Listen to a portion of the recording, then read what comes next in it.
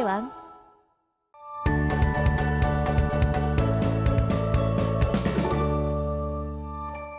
자, 이번 시간 배울 단어는 1차 방정식의 활용입니다.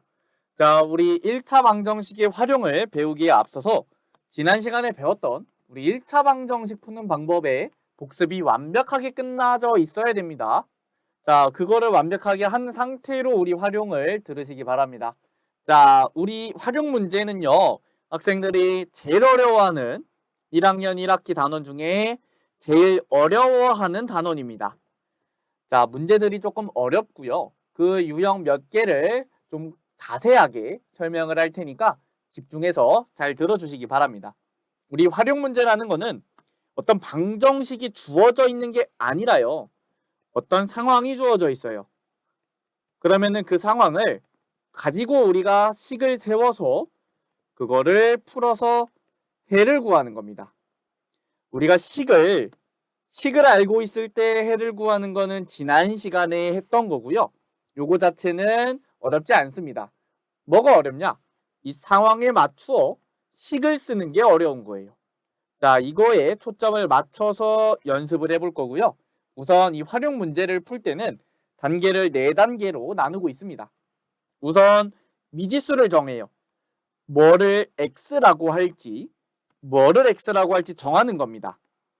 이때 이 x는요, 우리가 구하는 값이나 모르는 값을 x라고 잡을 거예요. 자, 그 다음에 이 x를 가지고 방정식을 세웁니다. 자, 문제의 뜻에 맞게 x에 대한 1차 방정식을 세울 거예요. 그 다음에 방정식을 풀면요, 우리가 구하고 싶었던 또는 몰랐던 값 x를 구할 수 있게 되는데 이거를 최종적으로 맞는지 확인해 주시면 됩니다. 자, 우리 어려운 건 어디라고요? 미지수를 정해서 방정식을 세우는 게 어려워요. 자, 그러면 개념 예제 한번 해볼게요. 다음 문장을 방정식으로 나타내고 x의 값을 구하라고 했어요. 어떤 수 x에 2를 더하여 2배를 한 후에 4를 빼면 16이 된대요. 자, x에 2를 더하면 x에다가 2를 더한 x 플러스 2겠죠. 근데 이 값에 2배를 하는 거예요. 자, 여기서 주의해야 되겠죠. 뭘 주의해야 되겠어요? 2배를 하는데 이 x 플러스 2라는 값 자체에 2배를 하는 거기 때문에 우리가 괄호를 쳐서 2를 곱해줘야 됩니다. 자, 그 다음에 4를 빼면 그게 뭐가 된대요? 16이 된대요. 자, 이렇게 방정식을 세우면 이거를 그대로 풀어주면 됩니다. 자, 이 곱하기 2를 분배 법칙을 통해서 전개를 해주면요. 2x 플러스 4고요. 자, 이때 플러스 4 마이너스 4 사라지니까 2x는 16이고 x는 8이라고 구할 수가 있습니다. 자, 넘어가 볼게요. 자, 우리 여러 가지 공식을 이용한 1차 방정식의 활용인데요. 우리가 여기가 어려운 유형들이 좀 많아요. 이 공식을 활용하는. 자, 이 공식은 당연히 외워주셔야 되고요. 우선 하나씩 보도록 할게요. 연속하는 수래요. 자, 연속하는 수에 관한 문제를 풀 때는 우리가 그 수를 문자로 잡아줘야 되는데 예를 들어서 연속하는 두 정수라 그러면 우리는 x 하나만 가지고 표현을 해야 됩니다. 그렇기 때문에 하나를 x라고 잡아놓으면 연속하는 두 정수 중 하나를 x라고 잡아놓으면 다른 하나는 x-1이라고 하면 그 정수보다 1이 작은 정수가 되겠죠. 또는 하나가 x면 다른 하나를 x 플러스 1이라고 잡아도 되고요. 그러면 1이 큰 정수가 되겠네요. 이런 식으로 1을 더하고 빼서 연속하는 두 정수를 우리가 문자로 잡을 수가 있습니다. 자, 연속하는 짝수, 연속하는 두 짝수 또는 홀수는요.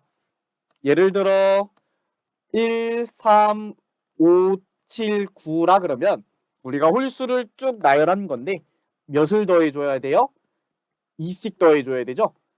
다음 홀수가 되기 위해선 2씩 더해주는 겁니다. 또는 2씩 빼줘야 되는 거예요.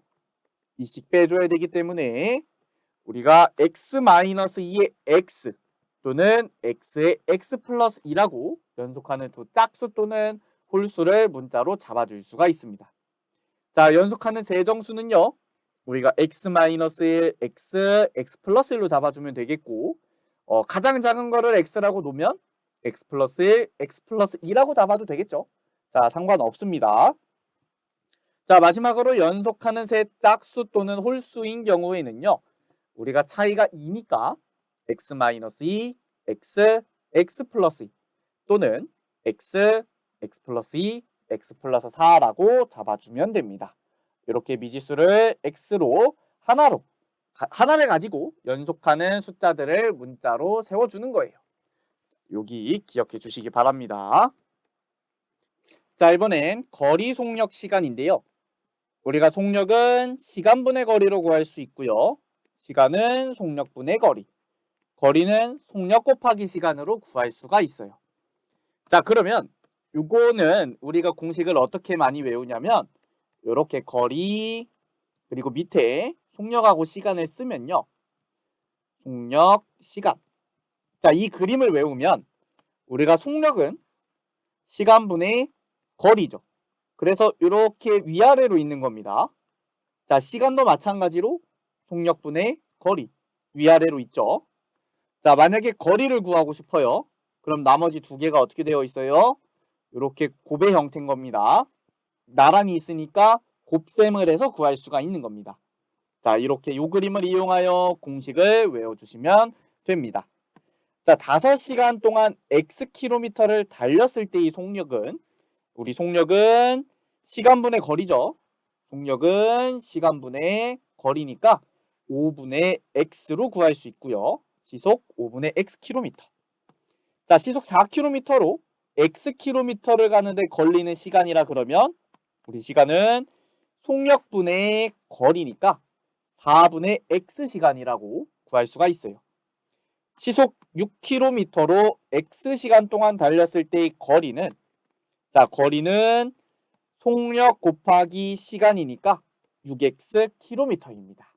그래서 이렇게 우리가 공식을 활용하여 어떤 속력, 시간, 거리의 관계를 이용하여 나타낼 수가 있는 겁니다. 자, 그러면 넘어가 볼게요. 자, 우리 이번엔 소금물에 관한 공식을 배워볼 건데 소금물의 농도는요. 소금물의 양분의 소금의 양 곱하기 100으로 구하고요.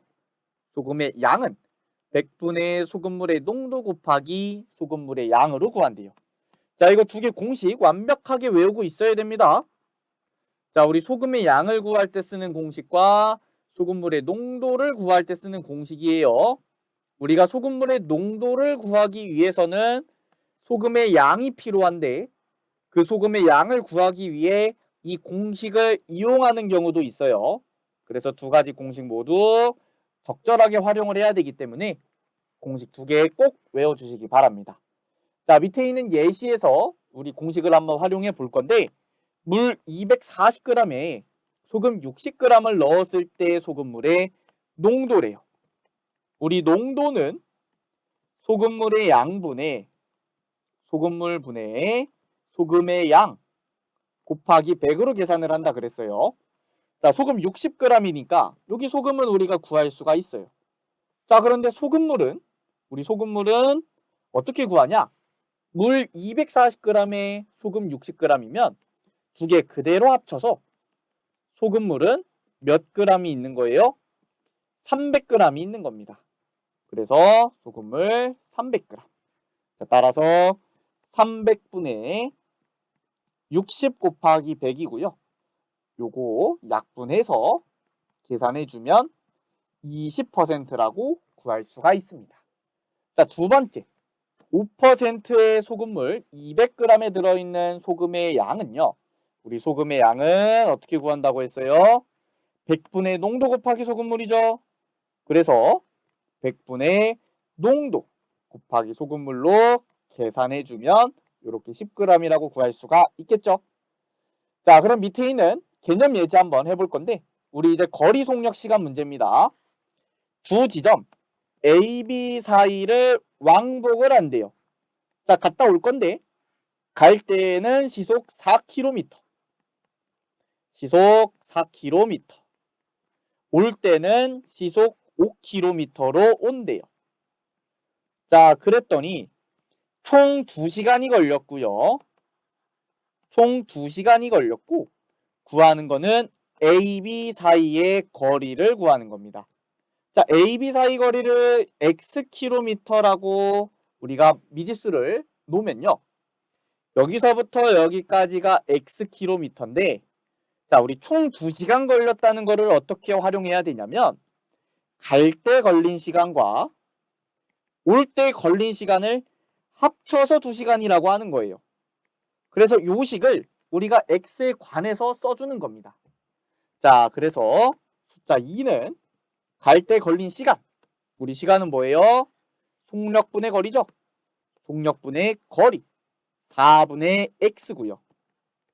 올 때 걸린 시간은 속력분의 거리니까 5분의 x겠죠. 그래서 방정식을 이렇게 세워주면 되는 겁니다. 자, 이렇게 총 걸린 시간을 갈 때 걸린 시간과 올 때 걸린 시간이라고 합쳐서 우리가 구할 수 있다는 것을 활용할 수 있어야 돼요. 문제에서. 요거는 문제에서 정확하게 설명을 안 해주기 때문에 요 내용을 기억해 주시기 바랍니다. 자, 그래서 우리가 세운 방정식을 풀기 위해서 우리 요렇게 쓸게요. 4분의 x 플러스 5분의 x는 2고요. 양변에 20을 곱해주면 5x 플러스 4x는 40이 되겠죠. 그래서 9x는 40이니까 x는 9분의 40km라고 9분의 40이라고 구할 수 있으니까 A, B 사이의 거리는 9분의 40km라고 구할 수가 있습니다. 여기까지 됐을까요? 자, 그러면 첫 번째 필수 예제 한번 보도록 할게요. 연속하는 세 짝수의 합이 114래요. 자, 세 수 중에 가장 작은 수를 구하는 거니까요. 자, 이럴 때는 우리가 어떻게 식을 미지수를 잡아줘야 된다 그랬어요? 가장 작은 수 x라고 놓으면 연속하는 세 짝수니까 x 플러스 2, x 플러스 4라고 잡아주는 겁니다. 자, 요거를 모두 더해서 114라고 식을 세우면 되고요. 3x 플러스 6은 114니까 우리 6을 이항해서 3x는 108이죠. 그래서 양변을 3으로 나눠주면 x는 36이라고 나오게 됩니다. 따라서 가장 작은 수는 36으로 구할 수 있겠네요. 자, 우리 두 번째 필수 예제고요. X%의 소금물 240g에 물 60g을 더 넣었더니 12%의 소금물이 됐대요. 자, X의 값을 구하는 건데 이 12% 있죠. 우리 12%를 구하기 위해서는 소금물분의 소금 곱하기 100을 할 거예요. 자, 그럼 이때요. 우리 지금 소금물이 몇 그램 있나 봤더니 소금물 원래 240g 있었는데 물 60g을 더했죠. 그래서 새로운 소금물이 300g이 된 거예요. 새로운 소금물이 300g이 됐어요. 자, 얘가 300g이기 때문에 우리는 이 12% 소금물에 소금이 얼마나 있는지를 구할 수 있는 거예요. 자, 제가 이 소금물에 12%의 소금물에 들어있는 소금의 양을 A라고 하면요. 소금 A라고 하면 우리는 이 A를 구할 수가 있죠. 약분해주면 3분의 A가 10이기 때문에 양변에 3을 곱하면 36이라고 구할 수가 있는 겁니다. 즉 소금은 36g 들어있는 거예요. 자, 그러면 우리가 지금 X%의 소금물 240g에 물 60g을 더 넣어서 소금물을 만든 것인데 이렇게 더 넣은 소금물에 소금이 36g 들어있다는 얘기죠. 자, 그러면 우리가 지금 추가로 물을 넣었는데 물을 넣기 전 소금의 양하고 물을 넣은 후 소금의 양하고 변할까요? 변하지 않습니다. 똑같아요. 그래서 X% 소금물 240g에 들어있는 소금의 양이 36g이다. 라는 걸 이용해서 우리 식을 세워주는 겁니다. 소금의 양은 100분의 농도 곱하기 소금물이고요. 약분해서요. 5분의 12x는 36이기 때문에 자, 양변을 12로 나눠주면 5분의 1x는 3이고 양변을 5로 곱해서 정리해주면 x는 15라고 나옵니다. 따라서 답은 15예요. 자, 우리 이 두 번째 필수 예제 조금 어려웠는데 우리가 12% 소금물에 들어있는 이 소금의 양을 먼저 계산을 해서 x% 240g이니까 여기 들어있는 소금의 양이 36g이다 라고 해서 x를 최종적으로 구해준 겁니다. 우리 요거는 한 두세 번 풀어가면서 복습해 주시기 바랍니다. 자, 오늘 1차 방정식 활용은 여기까지고요. 여기는 문제가 많이 어려워요. 그래서 우리가 문제를 차근차근 공부를 하시는데 하나씩 풀 때 조금 더 꼼꼼하게 그리고 고민을 좀 많이 하면서 시간을 10분, 20분 동안 고민을 하면서 문제를 풀어주시기 바랍니다. 자, 오늘 수업은 여기까지 하도록 하겠습니다. 감사합니다.